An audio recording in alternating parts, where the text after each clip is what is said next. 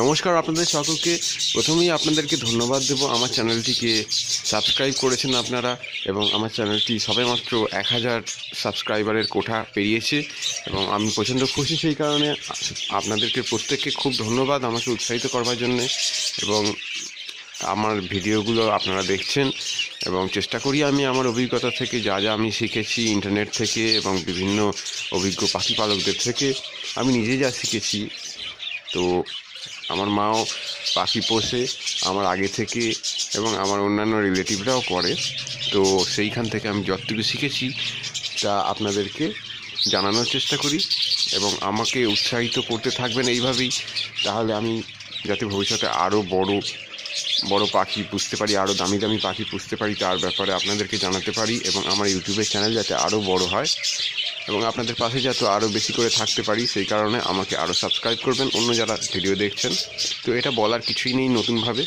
তো আজকের ভিডিওর বিষয়টা হচ্ছে যে আমাকে একজন ভাই কমেন্ট করেছিলেন আমার একটি ভিডিওতে যে কলোনি ভালো নাকি সেপারেট করে পাখি পোষা ভালো, কোনটা ভালো এবং কেন। তো তার ব্যাপারে বলবার জন্য আপনাদেরকে যেটা বলবো আমি, সেটা অ্যাডভান্টেজও রয়েছে আর ডিসঅ্যাডভান্টেজও রয়েছে দুটোর ক্ষেত্রেই। কলোনির ক্ষেত্রেও অ্যাডভান্টেজ রয়েছে, ডিসঅ্যাডভান্টেজ রয়েছে, এবং সেপারেট করে পোষবার ক্ষেত্রেও অ্যাডভান্টেজ আর ডিসঅ্যাডভান্টেজ রয়েছে। কিন্তু আপনারা দেখবেন যে যেখানে প্রফেশনাল পাখি ব্রিডাররা আছে, বড় বড় পাখি অনেক রয়েছে, সেখানে কিন্তু বেশিরভাগ লোকই এইভাবে দেখুন সব সেপারেট করে রাখা আছে, কোথাও কলোনি নেই। কলোনি করে রাখলে অ্যাডভান্টেজটা আমি প্রথমে বলছি। প্রথমত সময়টা কম লাগে, কারণ বড় একটা ঘর দেখুন, এই যে বড় ঘরটা, এই বড় ঘরটা দেখুন পুরোটাই নেট দিয়ে ঘেরা, এখানে পাখি কোথাও দিয়ে পালানোর রাস্তা নেই। তো এই কলোনিতে, এই পুরো ঘরটাতে কলোনি করে অনেক পাখি একসাথে রাখা যাবে। কিন্তু রাখা গেলে এক্ষেত্রে কী হবে, আমাকে অতগুলো পাখিকেও আলাদাভাবে জল খাবার দিতে হবে না, এক জায়গাতেই দিয়ে দিলাম নিচে। তো সেক্ষেত্রে আমার তার সময়টা অনেক কম বাঁচলো, অনেক কম লাগলো এবং বেঁচে গেল সময়টা অনেক। ব্যস্ত জীবনে যাদের সময় কম তারা এভাবে করতে পারেন এবং পাখি অনেক বড় জায়গা পায় ওড়াউড়ি করবার জন্য, হেলদি থাকে, এটাও ঠিক এবং দেখতেও খুব ভালো লাগে। কারণ দূর থেকে পাখি ওড়ে, পাখির ডানা পুরোটা যখন খোলে তখন পাখিদের দেখতে খুব ভালো লাগে। তো এবং আলাদা আলাদাভাবে যখন সেপারেটে রয়েছেন, দেখুন প্রতিটি ঘরের খাঁচার দরজা খুলতে হবে, দিতে হবে, আবার লাগাতে হবে, এটা একটা ব্যাপার আছে। কিন্তু সবথেকে বড় সমস্যা কলোনিতে যেটা, সেটা হচ্ছে পাখিকে যখন আপনি ব্রিড করাবেন, তখন পাখির বেবি হবে, তখন ওদের মারামারি করবার একটা প্রবণতা থাকে। কারণ খুব স্বাভাবিক, প্রত্যেকের নিজস্ব ঘরকে প্রোটেক্ট করে, নিজস্ব বেবিদের প্রোটেক্ট করে এবং সেই কারণে যখন ওরা ওদের বাসার কাছে অন্য কাউকে দেখে, অন্য কোনো বাইরের পাখিকে দেখে, তখন বিরক্ত হয়ে যায় এবং ভয়তে মারামারিটা আরম্ভ হয়ে যায়। এবং পাখিদের মধ্যে কিন্তু একটা বন্য হিংস্র স্বভাব সবসময় থাকে। তো এটা কিন্তু ওই ব্রিডিংয়ের টাইমে খুব বোঝা যায়। যখন বাসা চুজ করে পাখিরা, তখন কিন্তু একটা বাসা যদি অনেকগুলো পাখির ভালো লাগে, তখন পাখিদের মধ্যে মারামারি হয় এবং যখন বড় পাখিরা মারামারি করে তখন অবধি পাখি কিন্তু মারা যায়। তো যদি একটা বাচ্চা পাখিকে অন্য কোনো পাখি এসে রাগের চোটে মেরে দেয়, তখন আপনার কতটা খারাপ লাগবে সেটা আপনি নিজে ভেবে দেখুন। তো এটা হচ্ছে সবথেকে বড় সমস্যা, যে মারামারি হয়। এবং যারা ব্রিডার পাখি, ধরুন আমি এমন এক ধরনের পাখি পেয়ার দিয়েছি যার থেকে আমি বুঝতে পারছি কীরকম বাচ্চা আমি পাবো।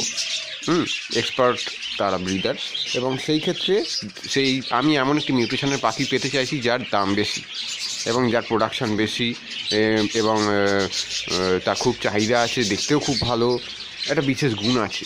তো সেক্ষেত্রে আমাকে পেয়ারটা সবসময় ফিক্সড রাখতে হবে। এবং যদি আমি কলোনিতে রাখি তাহলে কী হবে, পেয়ারটা ভেঙে যাওয়ার একটা চান্স থাকে। পেয়ার ভেঙে গেলে পাখি আর সেরকম বেবি আমি পাবো না। এইগুলো হচ্ছে কলোনির মেন প্রবলেম।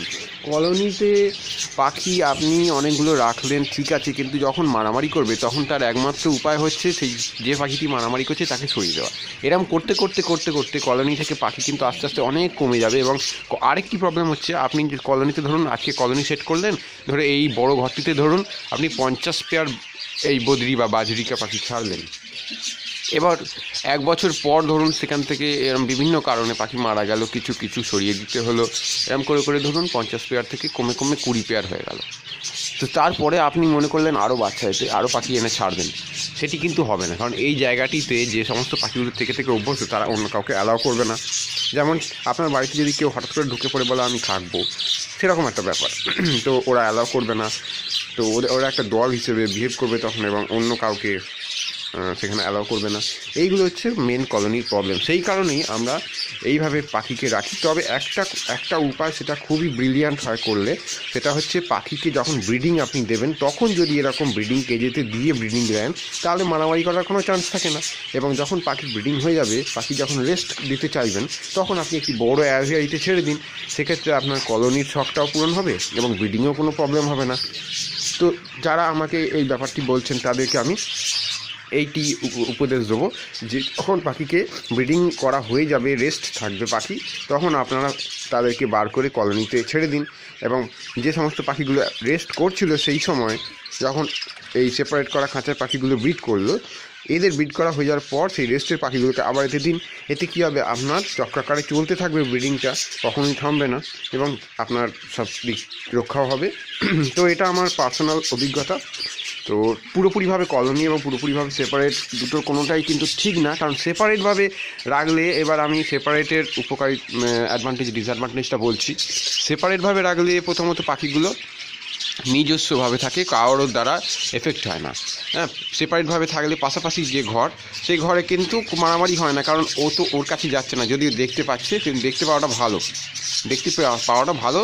কিন্তু অনেক সময় কি হয়, কোনো একটা কারণে হয়তো খুব পাখি রেগে গেল বা স্ট্রেসড আউট হয়ে গেল, তখন মারামারি একটু হলেও হতে পারে, কিন্তু সেক্ষেত্রে পাখি মেরে ফেলবার মতো মারামারিটা হয় না।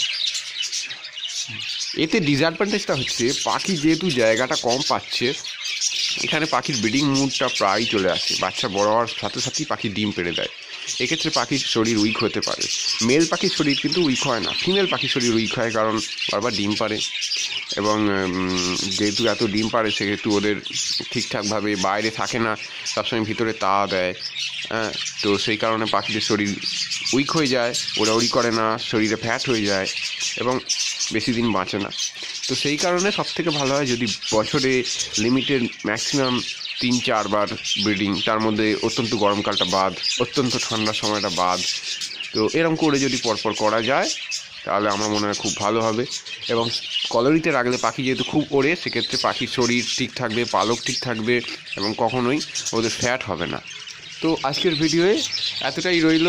আপনাদের ভালো লাগলে সাবস্ক্রাইব করবেন, এবং আরও একবার ধন্যবাদ জানাচ্ছি আমার পাশে থাকবার জন্য। ধন্যবাদ।